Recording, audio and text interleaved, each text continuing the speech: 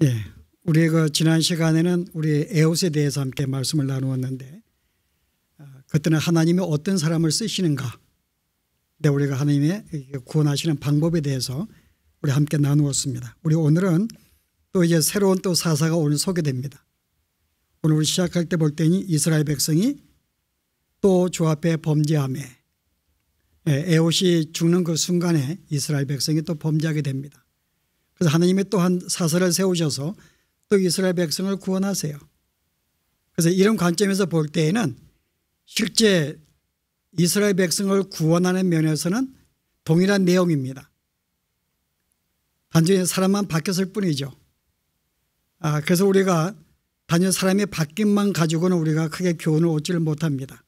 우리가 지난 시간에는 하나님의 구원하시는 방법에 대해서 논했다면 오늘은 하나님의 부르심에 대해서 거기에 응답하는 사람들의 유형에 대해서, 사람들이 어떻게 부르심에 반응하고 있는가에 대한 오늘은 그쪽 우리가 관점에서 오늘 말씀을 함께 보려고 합니다.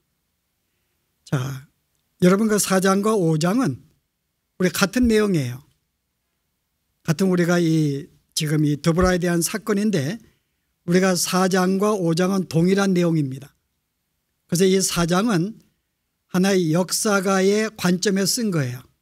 4장은 또한 동일한 사건을 5장에서는 시인의 관점에 썼습니다. 자, 역사가의 관점이라는 것은 그냥 사실 있는 그대로 역사를 기록한 것이에요. 4장의 내용은 그런 내용입니다. 그런데 5장에서는요 시인의 관점에 썼어요.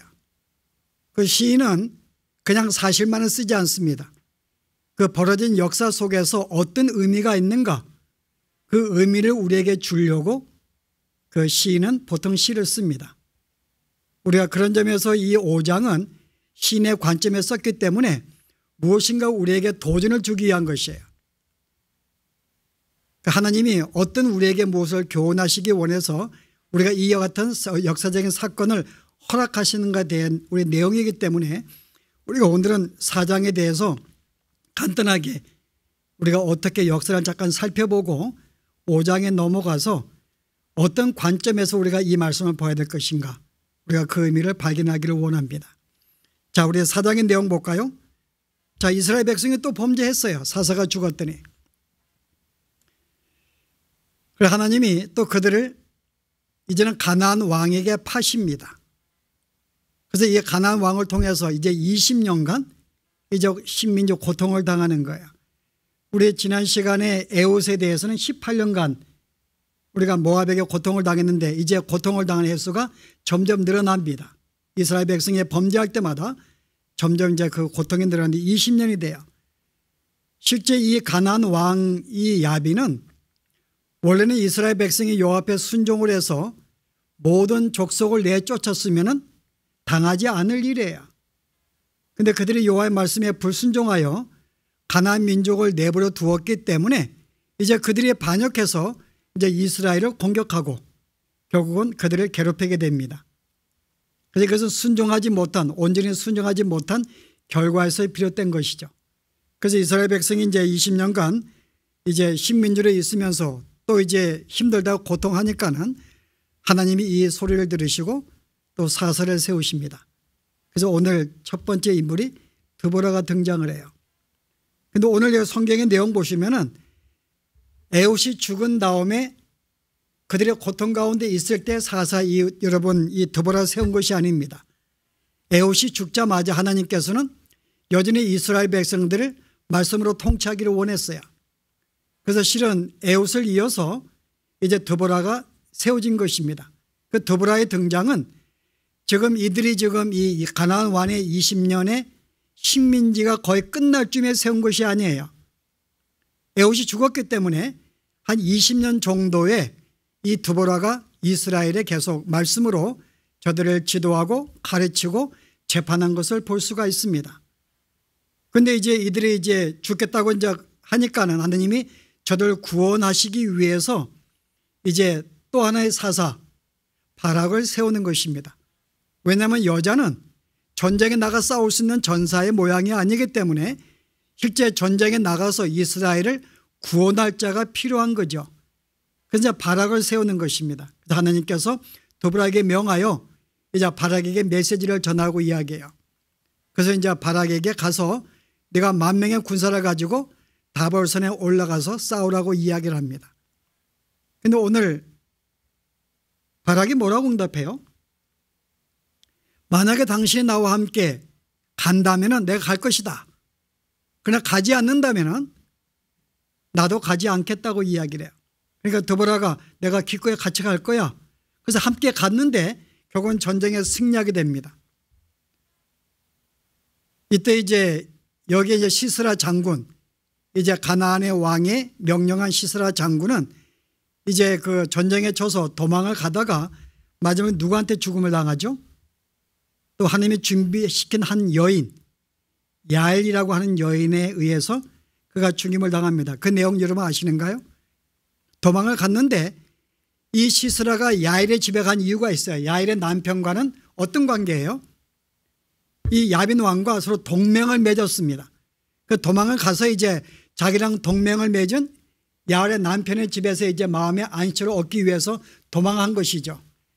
그런데 실제는 남편이 없었고 아내만 있었던 것입니다. 아내는 이 시스라 장군을 보고 마음의 안심을 시킨 다음에 이제 장막을 칠 때 이제 우리가 이 밑에 나무를 이렇게 망치를 받게 되는데 그걸 준비해서 시스라가 잠든 사이에 들어가서 그냥 거기에 또 이렇게 뭐 이건 뭐라 그래? 대못도 아니고 그냥 못을 찌른 건가요?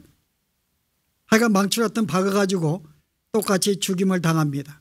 이게 이제 여러분 사장의 내용이에요. 잠깐 우리가 생각할 것은 여기 바락의 문제입니다. 바락이 뭐라 그래 지금요? 내가 지금 10,000명을 데리고 다볼산에 올라가 싸우라고 명할 때에 바로가 뭐라 그러죠?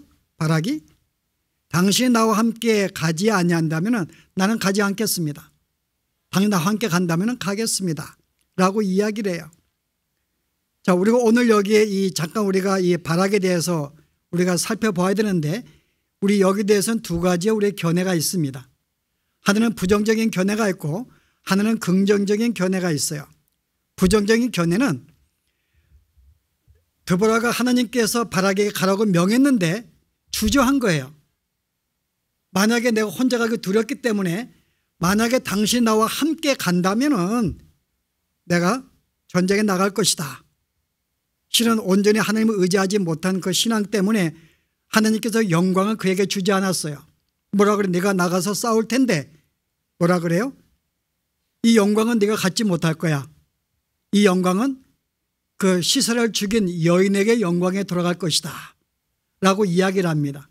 결국은 마땅히 실은 이 바락의 영광을 받아야 되는데 그가 싸움에 나가기를 주저하였기 때문에 그 결과로 결국은 그 영광이 여인에게 빼앗기게 되는 그런 결과를 가져오게 돼요. 또 한 가지 내용 보시게 되면은 다볼산에 올라갔는데 전쟁에 나가 싸우지 않는 거예요. 그 드보라가 뭐라 그래요? 지금 여호와께서 너의 앞서 나가지 아니하겠는가? 빨리 나가라 그럽니다. 그래서 이 말을 듣고 나가게 돼요. 그래서 오늘 여기에 볼 때는 이 바락이라는 존재가 여호와의 명령에 대해서 조금 이렇게 주저하였고 나가지 않는 결과로 말미암아 하나님이 물론 그가 쓰시지만은 그가 최후의 전쟁의 승리에 영광은 맛보지 못하는 우리가 그러한 쪽으로 우리가 해석을 합니다. 어떻게 생각하신대요? 여러분들은? 그러나 긍정적인 해석이 있어요. 오늘 이 말씀은 실제 바락에 가기를 주저한 것이 아니라 뭐라 그래요? 오늘 하나님께서 뭐라 그러죠? 그 14절에 보시면은 여호와께서 너의 앞서 나가지 아니하겠느냐? 하나님께서 너의 앞서 싸우실 것이다. 단순히 그냥 명령하신 거예요. 빨리 나가 싸우라는 거. 이것은 이제 나가기를 주저한 것이 아니고 마땅히 너가 나갈 때 너 혼자 싸우는 게 아니야. 하나님이 너와 함께 가실 거야. 믿고 나가라는 하나의 그런 단순한 명령에 의해서 나가 싸운 것이기 때문에 부정적인 관점이 아닙니다. 또 하나는 오늘 이 영광은 실제 네가 취하는 게 아니야. 왜냐하면 전쟁에 나가서 시스라가 도망갈 터인데 도망가면 네가 찾지 못할 게 아니냐. 그래서 이 사람을 죽일 자는 너와 길이 다르기 때문에 실은 다른 준비된 자가 그 이 시사를 죽이게 만들 것이다. 그러므로 실제 영광은 너에게 있지 못하는 것이다. 이것은 부정적으로 그가 어떤 거 이렇게 주저하였기 때문에 영광에 빼앗긴 것이 아니라 하나님이 이미 준비 가운데에서 이 모든 영광은요 그에게만 싸우지 않고 당신이 이스라엘 구원하시기 위해서 또 한 여인을 준비해 놓으신 거예요. 이 도망간 이 시스라를 찾기가 힘들기 때문에 그를 만난 자 그 여인을 통해서 그를 죽이 작정하였기 때문에 여기에 바락에 믿음이 없는 그런 모습이 아닙니다. 긍정적인 면이에요. 그래서 우리가 긍정적인 면으로 볼 때 제 입장에서는 저는 후자를 택합니다.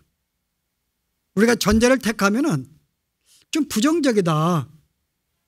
우리가 부정적으로 주 앞에 믿음으로 응하지 못해서 이런 결과가 나왔다고 하는 것은 우리에게 기쁜 소식이 아닙니다. 그래서 오늘은 저는 여러분에게 긍정적인 소식을 주고 싶어요. 오늘의 바락이 과연 주저하였는가 아니면 긍정적으로 전쟁에 나가 싸워서 이긴 자였는가에 대해서 저는 후자를 택해서 한번 이 말씀 보고 싶습니다. 실제 여러분이 오늘 이 드보라에 뭐라 그래요? 당신이 나와 함께 가지 않는다면은 나 가지 않을 거야 라는 이 말은 부정적인 말이 아니라 이 드보라의 사역은 뭐였을까요? 에봇이 죽은 다음에 이스라엘 백성에 여전히 말씀으로 그들을 가르치고 증거하는 사역이 필요했습니다. 드보라의 사역은 말씀을 가르치고 통치하는 사역이에요.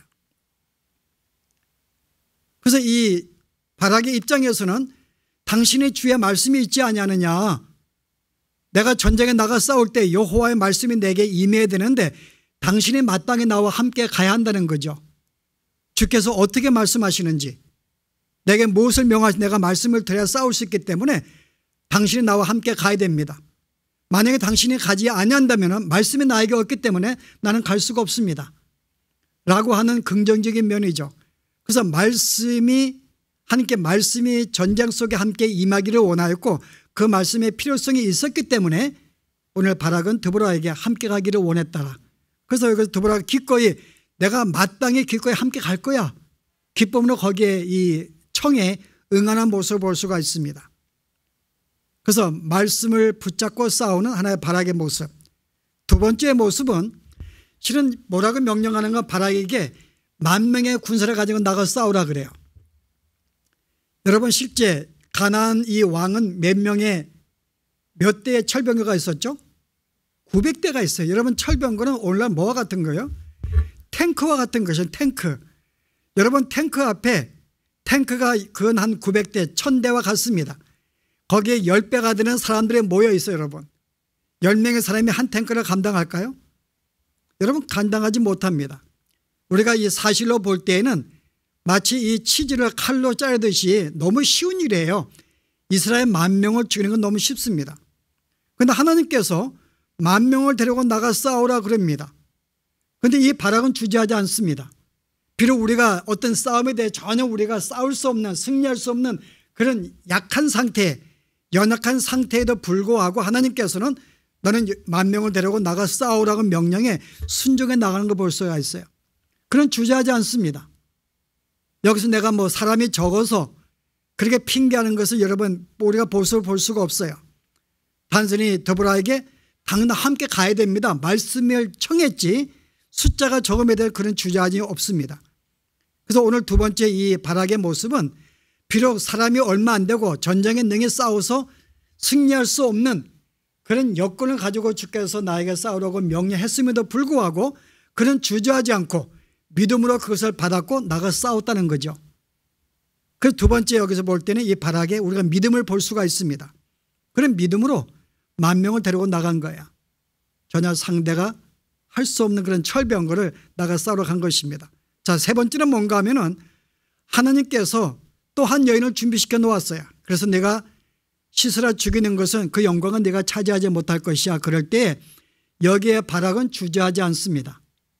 이게 저는 참된 믿음으로 봐요. 참된 믿음은 겸손한 것이죠.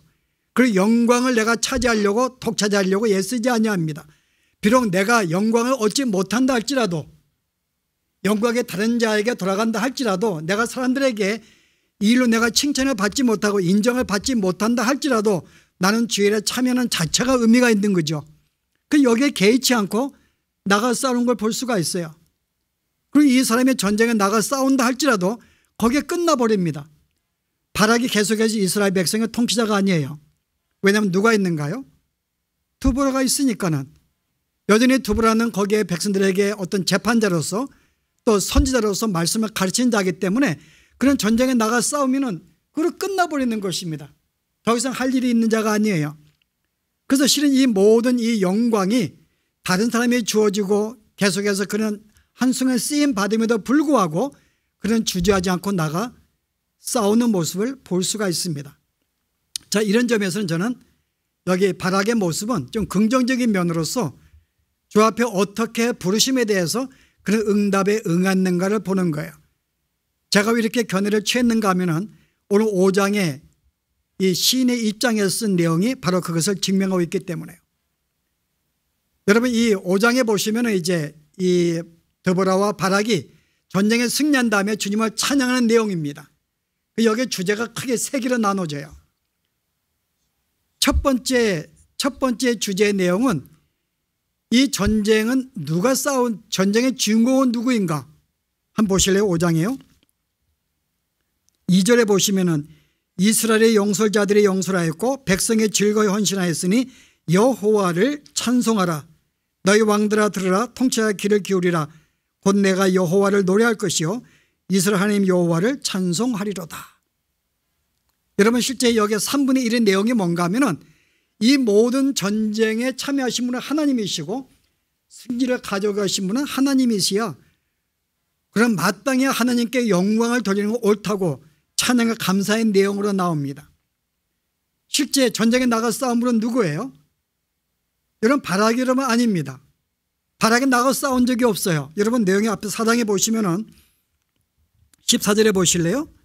마지막에 바락이 만명을 거느리고 다벨산에 내려가니 여호와께서 바락 앞에서 시스라와 그의 모든 병거와 그의 온 군대를 칼날로 혼란에 빠지게 하심에 시스라가 병거에서 내려 걸어 도망한지라. 이미 싸우기도 전에 믿음으로 만명들하고 내려갔는데 싸우기도 전에 하나님께서 이미 이 시스라의 모든 장막을 혼란스럽게 만들어 칼날 치신 거예요. 그 여기에 그들이 패하게 되었고 도망가게 된 것입니다. 하나님이 어떻게 그들을 이렇게 칼날로 쳤죠? 우리 5장에 그 내용이 나와요. 자, 이 사람이 지금 이 시스라가 어디에다가 900대의 철병거를 쳤는가요? 철병거를 어디에 쳤는가요, 여러분? 13절에 기선 강으로 모은지라. 강 옆에다가 이 철병거를 모은 것입니다. 강 옆에다가. 만약에 그때 장마철이었으면 아마 치지 않았겠죠. 우리가 이 계절로 볼 때는 아마 이게 뭐라 그러죠? 우기가 아닌 건기 때죠. 비가 안 오는 때이기 때문에 뭐 비가 없으니까 마땅히 강 옆에 적당한 때 쳤겠죠. 그런데 하나님께서 이를 어떻게 쳤는가 보실래요? 5장에 보시게 되면은 하나님께서 이렇게 말씀합니다. 자, 21절에 기송강은 그 무리를 표류시켰으니 이 기송강은 옛 강이라. 자, 이 무리를 표류시킨 거예요. 무엇으로 여러분? 앞에 여러분 4절에 보세요. 여호와께서 하늘에 물을 내리고 구름도 물을 내렸나이다. 하나님께서 이게 건기 때인데 비가 오지 않는 때인데 하나님이 기송강에 비를 갑자기 내리게 해가지고 물이 넘쳐서 모든 철벽을 쓸어가 버린 거예요. 그래서 그들을 완전히 다 멸종을 시키게 만듭니다. 이런 사실로 이스라엘 백성이 싸운 것은 아무것도 없어요. 그들이 헌신한 게 실은 헌신하였지만은 그들이 목숨 걸고 싸운 적이 없습니다. 하나님께서 그들로 하여금 거기에 비를 내렸고 그거로 쓸어가 버렸고 거기에 몇 명이 도망쳐서 도망간 것밖에 없습니다. 그래서 이 전쟁은 하나님이 하신 것이다. 그리고 하나님이 또 이 시스라가 도망을 갔지만은 이미 한 여인을 준비시켜 놓았어요. 야일이라고 하는 여인을 준비시켜 놓아서 이 여인이 바로 그 시스라를 말뚝에 받아가 죽여버립니다.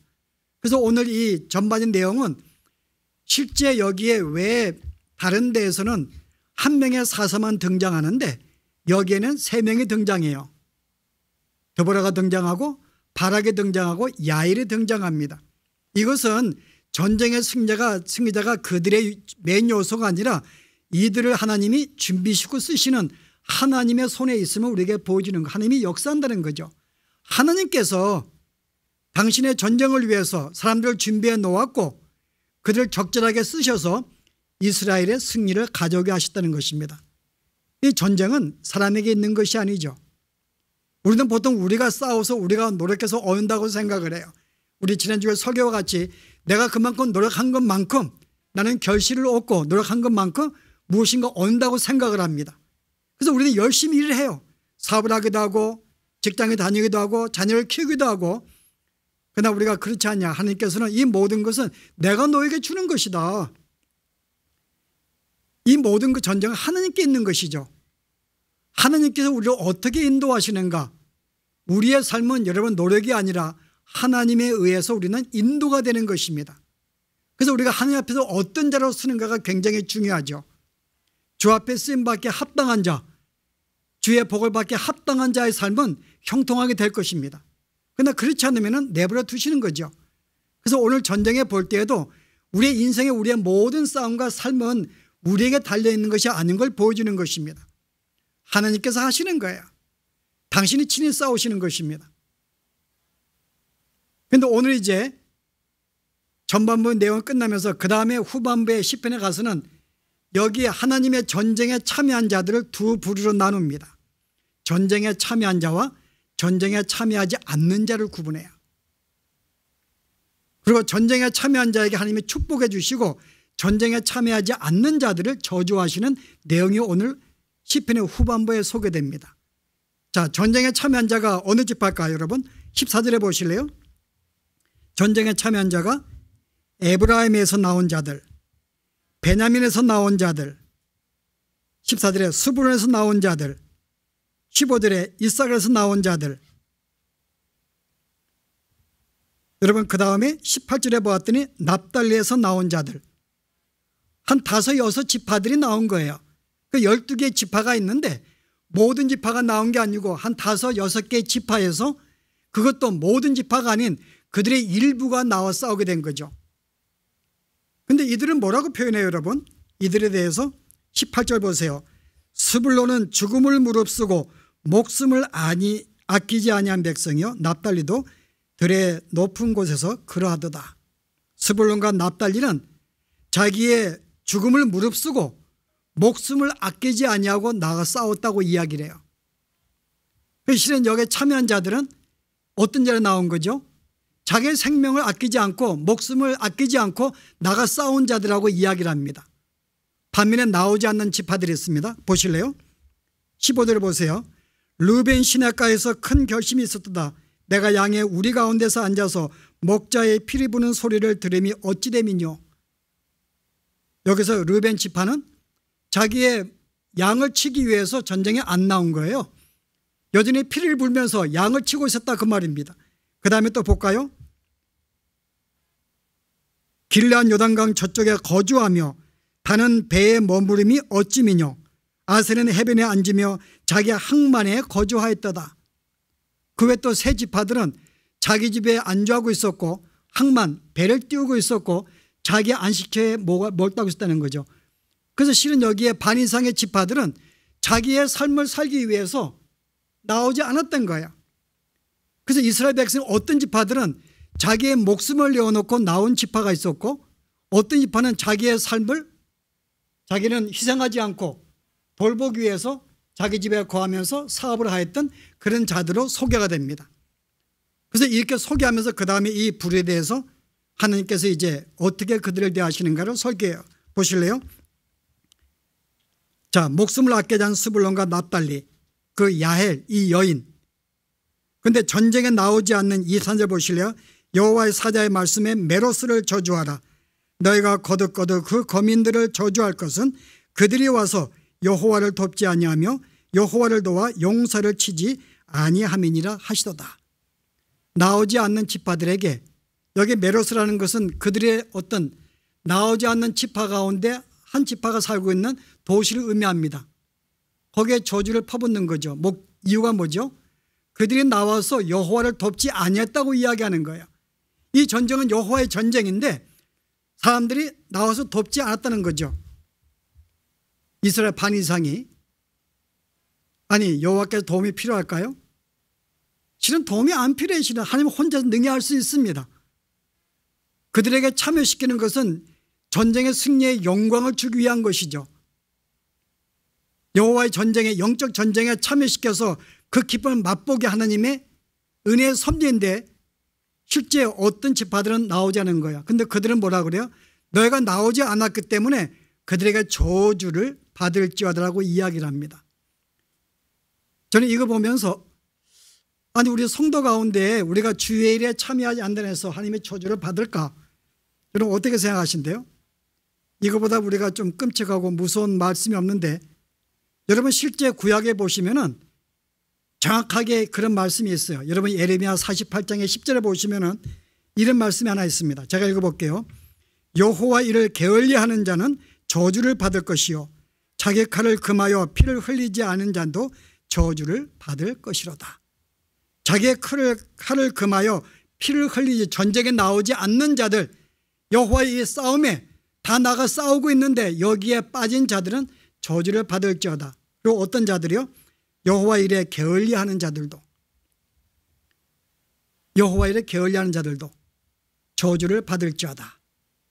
과연 우리가 신약의 백성들 가운데에서 여호와 일에 게을리한 자가 있을까? 저주받을 자가 있을까? 저는 없다고 생각해요. 믿는 자에게 저주가 있을까요, 여러분? 없다고 생각해요. 그럼 이게 뭘 말할까요, 여러분? 저는 이 저주라기보다 하나의 책망으로 이야기하고 싶은데요. 여러분 실제 저는 이 말씀이 우리가 조금 오늘 함께 나누고 싶어요.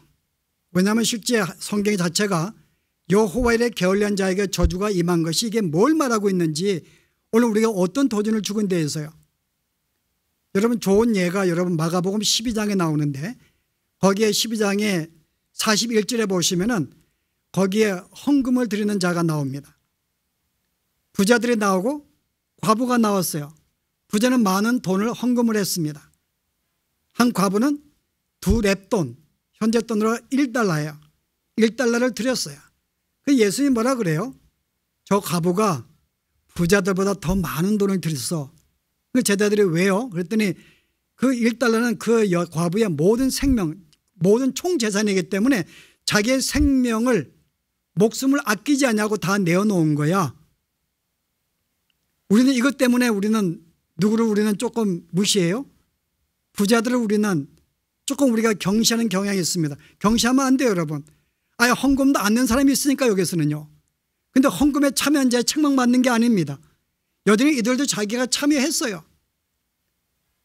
기뻐하는 대상이죠. 그러나 더 기뻐하는 자가 과부입니다. 자기의 목숨을 아끼지 않은, 자기의 생명을 돌보지 않은 내놓았기 때문에 여기 하나님이 점수를 준 거예요. 자, 오늘 우리의 삶에 비유해 본다면 어떤 삶일까요? 우리가 주님을 위해서 오늘 부자와 같이 주님을 섬길 수가 있습니다. 물론 오늘 주일을 맞아서 교회 나오는 자들이 있죠. 교회 안 나오고 예배를 안 드리는 자보다는 드리는 자가 부자와 같은 자입니다. 나와서 예배하기 때문에. 근데 부자에게는 그렇게 큰 칭찬이 없어요. 왜 칭찬이 없었을까요? 그는 주일날 헌금을 드려도 별로 그의 삶에 큰 지장이 없습니다. 여러분 주일날 교회 나왔어요. 내가 주일날 나온 것 때문에 내 삶에 지장을 받는가요? 별로 큰 지장을 안 받기 때문에 칭찬을 못 받는 거예요. 주일날 교회 나와도. 근데 만약에 우리가 지금 강영자가 내일 시험을 보는데 오늘 시험 공부하기 위해서 오늘 안 나왔어요. 어떻게 제 앞에 앉아가지고 대상이 됐네 그래? 내가 요거 양보하고 싶지 않다. 요거 시험 공부하다가 내일 시험 실패했기 때문에 그래서 오늘 시험 공부하는 교회 안 나왔어요. 자, 그러면 어떻게 되죠? 그 정도 희생과 헌신도 하고 싶지 않다 그 말입니다. 그러니까 실제 우리는 내가 주일날 나올 수 있는 것은 내가 나올 수 있는 시간이 있기 때문에 크게 내 삶에 지장을 안 주니까 나올 수 있는 부자와 같은 경우도 있어요. 그러나 우리가 조금 더 희생하는 것, 오늘 내가 교회 가게 되면 시험 공부 1시간 못하게 될 텐데 그럼에도 불구하고 나올 수 있다면 그 영혼은 오늘 이 과부가 드린 두레돈 드린 과부와 같은 경우이죠. 우리가 예배를 그렇게 볼 수가 있습니다. 우리가 산 가운데에서 우리가 주 앞에 헌신하고 봉사할 수 있어요. 어떤 자들은 더 많은 시간들을 봉사할 수 있습니다. 그런데 그 봉사가 내가 이 정도 봉사해도 내 개인적인 삶에 재정적인 문제 내 자녀를 키우는데 크게 어려움이 없고 별 지장이 없으면 우리는 그 정도 할 수 있어요. 이거는 부자가 드리는 헌금과 같은 경우입니다. 그러나 우리는 이들도 귀한 모습이지만 더 귀한 것은 어떤 자들이에요? 실제 이걸 내가 드리게 되면 희생하게 돼요. 헌신.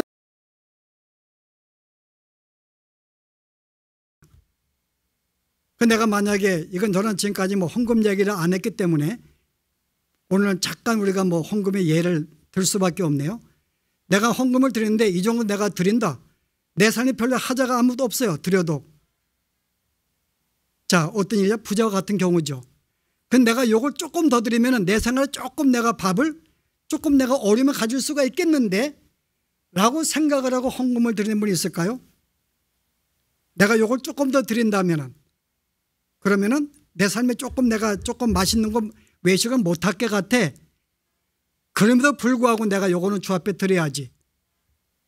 형제들이 어려우니까는 내가 함께 나눠야지. 여러분 이게 바로 둘의 땅 가진 과부의 모습입니다. 오늘 우리가 이 부를 이야기하고 있는 거예요. 우리가 주 앞에 나와서 예배하고 봉사하는 우리가 그것이 참여 문제가 아니라 오늘 여기 하나의 둘의 땅 가진 것은 너의 삶의 목숨 오늘 여기 스불론과 납달리가 뭐라 그랬어요?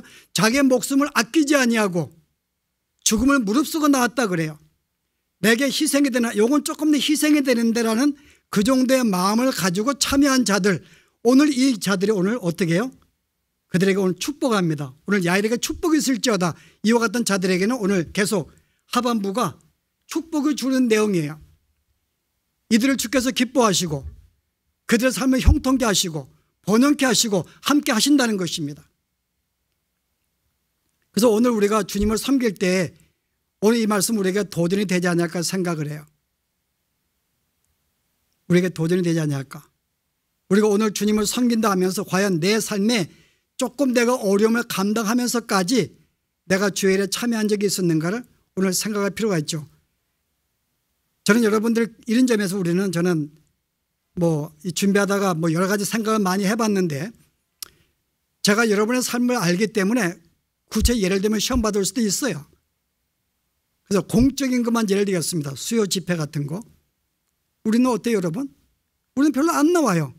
그거 나오게 되면 주중에 피곤하잖아요. 주일은 토요일 날 쉬기 때문에 한데 수요일 날은 우리가 교회가 약속한 시간들입니다. 그거 나오면 4시간 뺏기면 잠도 덜 자게 되고 피곤하게 돼요. 여러분 어때요? 못 나기가 쉽죠. 그거 양보하고 싶지 않다. 부자와 같은 경우가 되는 것이죠. 물론 우리가 현실의 문제예요. 현실 우리가 현대가 그러기 때문에 우리는 수요일 날 우리 교회가 다른 데에 비해서는 많이 나오는 편입니다.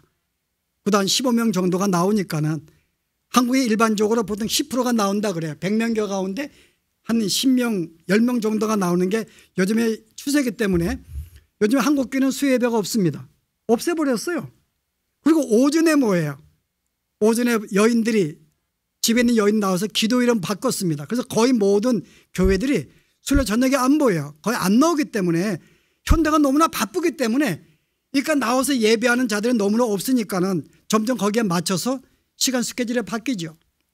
그래도 저에게는 50명 교회 가운데 15명이 나오니까 많이 나올 때 20명까지 나와요. 그래도 한 3분의 1은 나오니까는 이거는 대단한 신앙입니다. 근데 과연 이게 옳은가? 여러분들이 왜 안 나왔고 수요일 날은? 왜요? 바빠서? 피곤해서?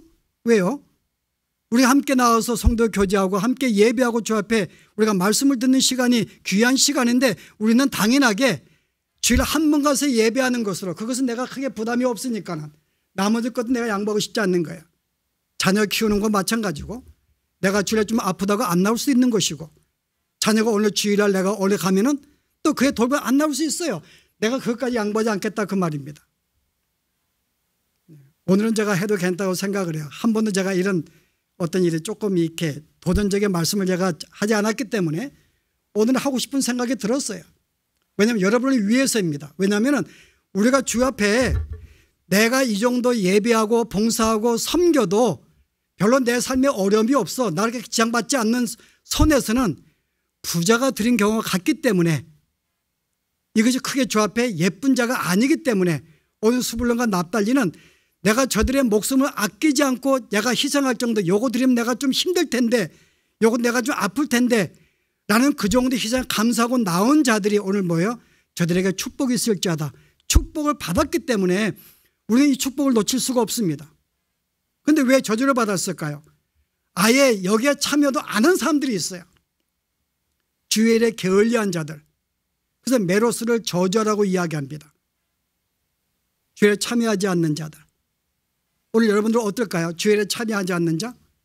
우리는 참여하지 않을 수가 없죠. 주님이 나를 위해서 귀한 생명을 주었고 정말 내가 값없이 이 영원한 생명을 얻었는데 우리가 이 감사한 마음에 우리는 더 이상 이 몸을 아낄 수가 없습니다. 우리가 주의 형제를 나눌 때, 돌볼 때, 예배할 때 모든 일에도 우리는 참여할 수밖에 없는 거죠. 기쁨과 감사한 마음으로. 우리가 그런 점에서는 우리가 주의 일에 열심히 참여해야 되는데 오늘 메로스는 그 일도 하지 않은 거예요. 이들을 볼 때는 예배도 참석하지 않았다라고 볼 수 있는 거죠. 그래서 오늘 실은 오늘 이 6장의 내용으로 볼 때는 이 모든 전쟁은 여호와의 전쟁이다. 하나님께서 이 모든 삶을 주관하시는데 여기에 어떤 자들의 참여 유형에 대해서 어떤 자들은 자기의 목숨과 생명을 내어놓고 희생하면서까지 참여한 자들이 있는가 하면은 그렇지 않는 자들이 있다는 건데요. 여기에 축복과 저주가 분명하게 나눠지는 거죠. 그래서 오늘 내가 적당하게 주 앞에 섬기는 자들에 대해서 하나님께서 오케이 살아봐. 그들의 삶을 예쁘게 안 보시기 때문에 그들의 삶이 형통하지가 않습니다. 그들에게 복을 줄 수가 없는 거죠. 형통할 수가 없는 것입니다. 그래서 오늘 근데 여기 야일이라는 여인은 어떻게 이야기를 해요? 24절에 보았더니 겐 사람 헤멜의 아들 야일은 다른 여인들보다 복을 받을지니 장막에 있는 여인들보다 더욱 복을 받을지어다. 믿는 자에게 복이 임하지만은 특별히 자기의 목숨을 아끼지 않고 시도했던 야일의 이 여인, 오늘 스불론 납달리 대표하는 여인입니다. 이런 자에게는 더욱 많은 복이 있을지어다. 여호와의 말씀입니다. 저는 그래서 오늘 우리 성도들이 주님을 섬길 때 저는 현대 우리가 편안주의와 안식주의에 빠져서 우리가 적당하게 내 삶이 지장받지 않는 선에서 주 앞에 예배하거나 봉사하기보다도 조금 내가 무리하지 아닌가, 이 희생의 마음은 주님 모시기 아름다운 마음이고 바로 이것이야말로 참된 신앙인의 모습이라고 가르치고요. 그러나 이것은 희생으로 끝나지 아니하죠. 오늘 그 다음에 이런 자들에게 하나님이 그것을 기억하시고 더 많은 복으로 함께 하신다는 것입니다. 내 희생은, 내 헌신은 그로 끝나지 아니한다는 거죠. 우리의 삶에 하나님이 함께 하셔서 우리가 예상하지 못한, 내가 기대하지 못했던 놀라운 복으로 함께 갚으신다는 내용이 여기에 담겨 있는 것입니다. 우리 이런 복을 받아야 돼요. 그래서 우리가 지금까지 내가 복을 받지 못하고 형통하지 못한 것이 내가 적당하게 내 삶에 내 모든 가정을 다 꾸린 다음에 남는 시간 내가 주 앞에 헌신하고 예배한 것이 아닌가 볼 때 그런 이유로 내가 주 앞에 온전히 형통한 축복을 받지 못한 것이 아닌가 생각해 볼 수 있습니다. 아무튼 이 말씀을 기억하시면서 오늘 전쟁에 적극으로 참여했던 이 삶이 오늘 은혜 받은 성도들이 취할 모습의 삶인 줄 알고 우리가 이와 같은 모습 다시 한번 결심하시고 우리 도전받는 시간 되길 바랍니다. 기도하십시다. 오늘 여호와의 전쟁에 바락과 같이 주의 말씀이 함께 있었고 비록 전쟁에 만명의 군사가 아무것도 아니라 할지라도 전혀 싸울 수 없는 조건이었지만은 그가 믿음으로 주의 말씀에 순종했던 그 믿음, 비록 영광이 그에게 주어지지 아니한다 할지라도 기꺼이 전쟁에 참여했던 이 믿음, 오늘 하나님께서 우리들에게 여호와의 전쟁에 참여할 때 이와 같은 자들을 부르치는 그 음성을 듣기를 주여 원합니다. 혹시나 우리가 메로스와 같이 현재 우리가 영적인 전쟁에 우리가 중임에도 불구하고 내 삶의 안위를 위하여 내 삶의 어떤 이 번성을 위해서 여호와의 전쟁에 참여하지 아니하고 여호와의 일에 게을리하지 아니하였던가 다시 한번 우리의 삶을 돌아보며 아버지 하나님, 우리가 참으로 스불론과 같이 내가 목숨을 아끼지 아니하고 내가 여호와의 일에 참여하기를 주여 원합니다. 참으로 이것은 희생과 헌신으로 끝나는 것이 아니라 이것으로 말미암아 여호와의 놀라운 축복이 임하며 주와 함께 형통함에 함께 임함을 믿고 우리가 우리의 삶의 평강과 안식을 위하여 우리의 형통함을 위해서 주 앞에 헌신하며 희생하는 아름다운 신앙의 모습을 가지고 살아갈 수 있도록 인도하여 주시옵소서. 예수 이름으로 기도합나이다.